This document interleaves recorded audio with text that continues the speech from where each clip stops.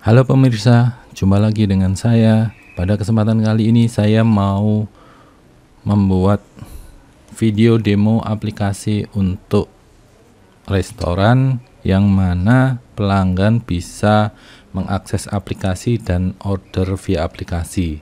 Tetapi untuk pembayaran tetap dilakukan di kasir. Jadi menu utamanya itu terdapat detail dari menu.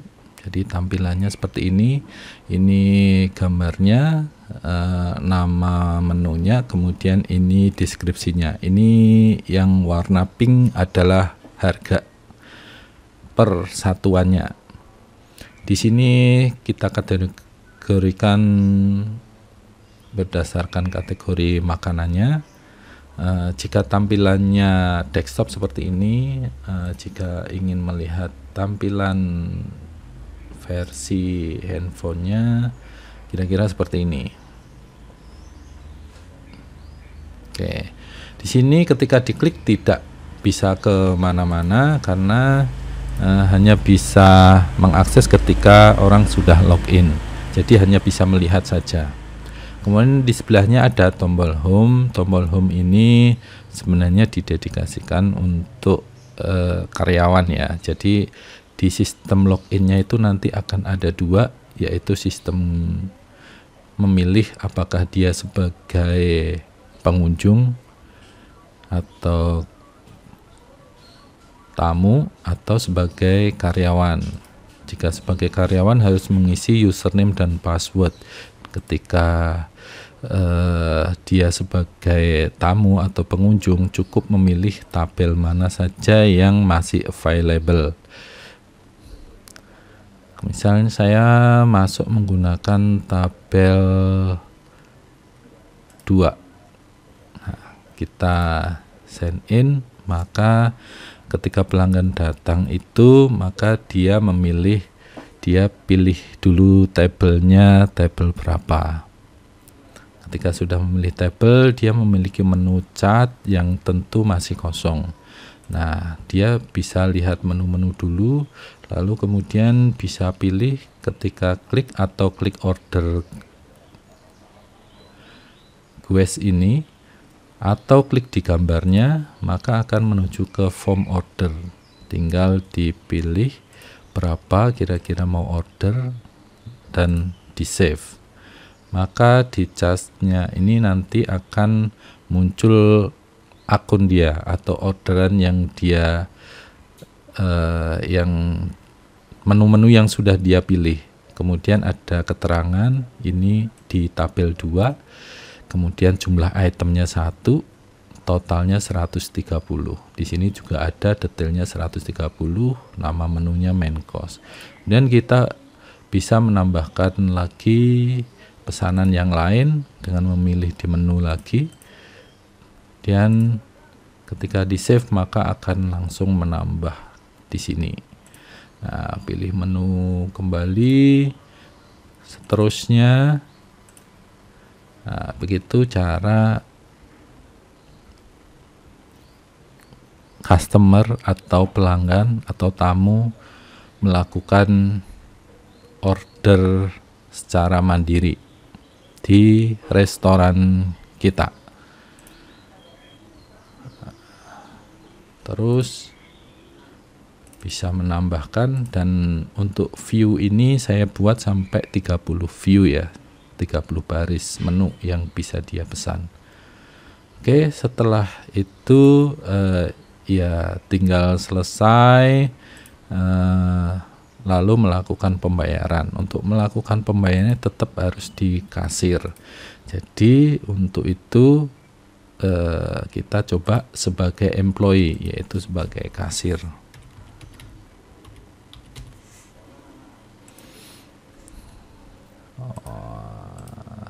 Kasir 1.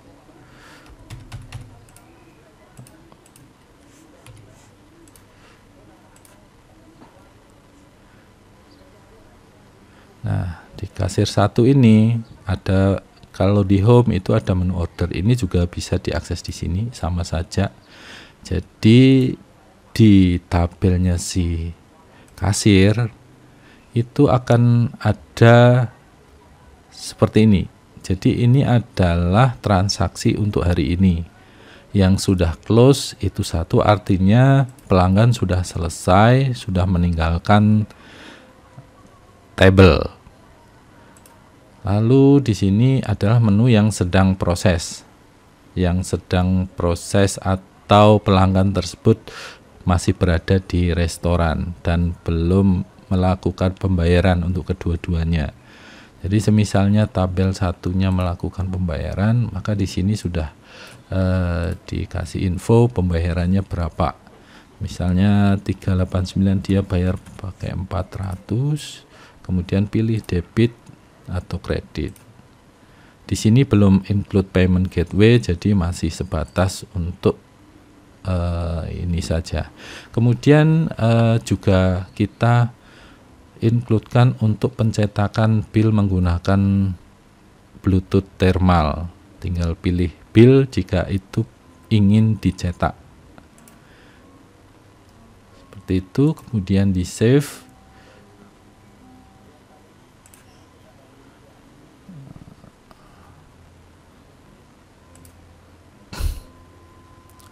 Maka di sini dia sudah bayar tetapi belum close.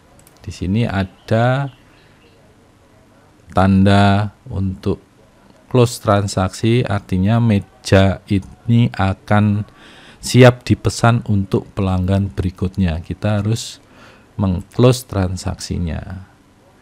Sudah, maka hilang, dan yang meja 2 tadi udah siap untuk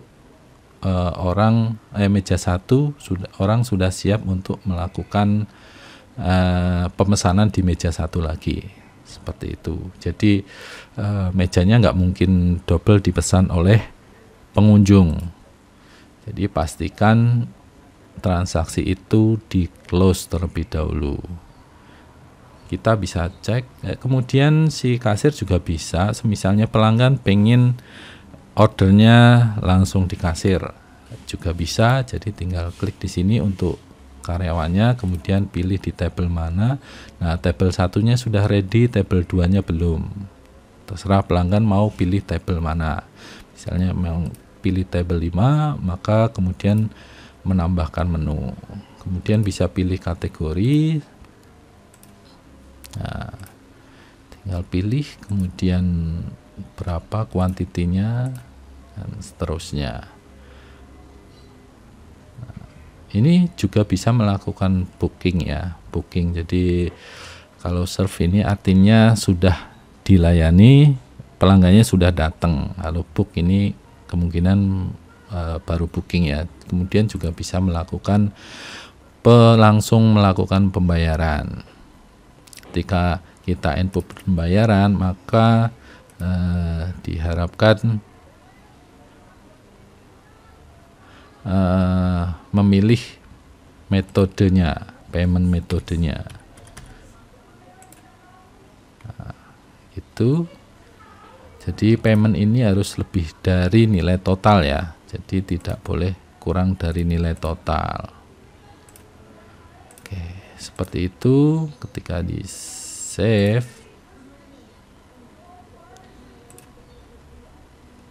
maka meja 5 sudah siap karena sudah melakukan pembayaran. Kalau selesai, dia tinggal di close transaksinya.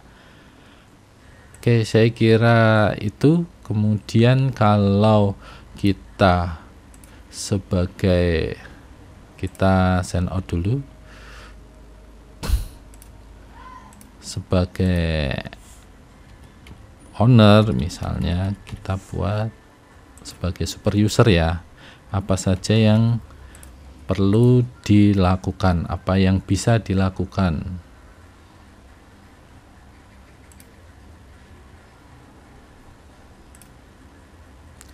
Nah, ini menunya untuk owner. Jadi di sini bedanya kita ada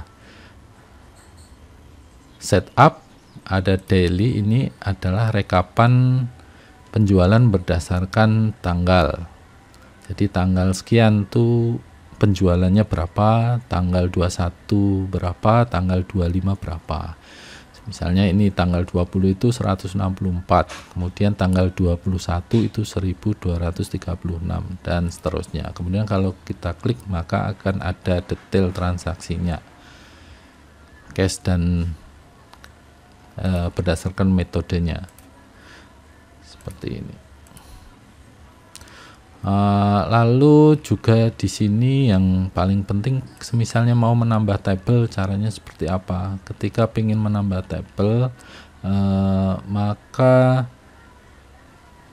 kita terlebih dahulu menambahkan di optionnya, misalnya table plus. Oke, ini kosongin aja, misalnya boleh ngacak. Save, lalu kita tambahkan pilihan tabelnya. Tadi yang tabel 11 kita masukkan, maka kita sudah punya tabel baru, yaitu tabel 11. Demikian juga dengan payment metode, dan tentu ini ya, kategori kita juga bisa menambahkan di sini. Lalu yang paling penting di sini adalah untuk setup.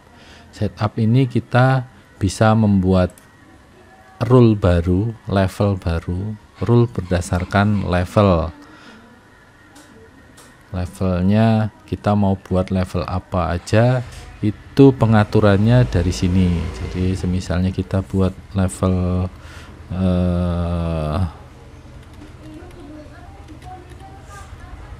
nah, menunya semisalnya dia hanya bisa menu order aja.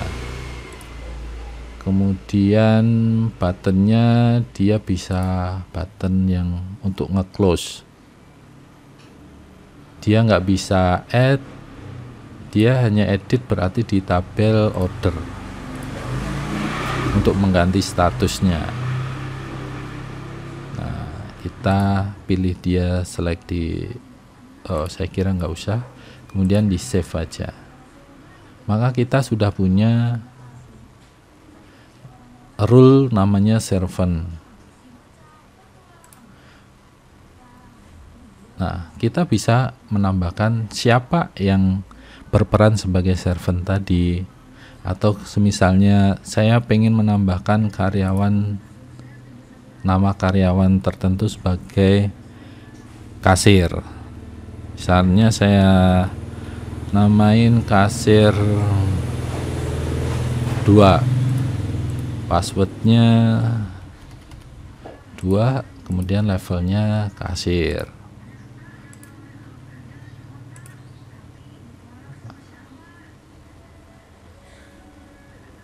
Oke, saya kira isi dari aplikasi ini sudah saya jelaskan, mudah-mudahan bisa membantu. Terima kasih.